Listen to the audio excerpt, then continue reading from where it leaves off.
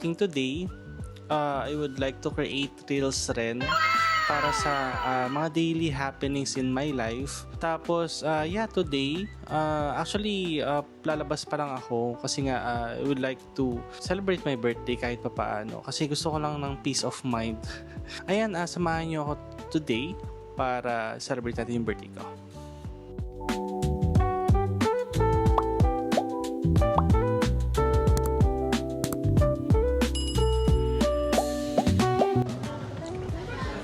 Okay, so nandito na tayo sa Starbucks. We'll just celebrate our birthday. Very simple.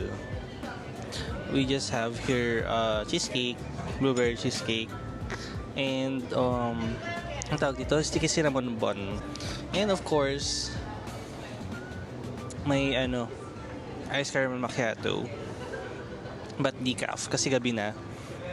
Baka di ako makatulog mamaya. Though naka-leave ako tomorrow kasi birthday leave.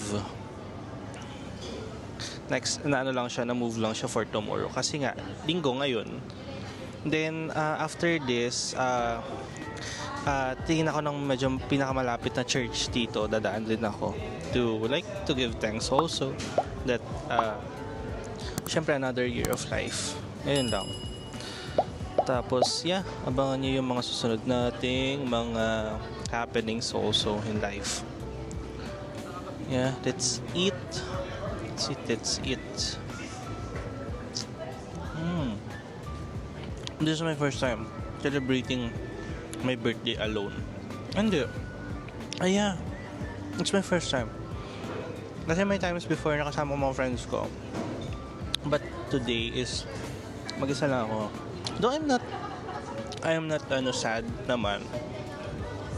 It's quite it's quite peaceful. Kasi mga nakaraang birthday ko,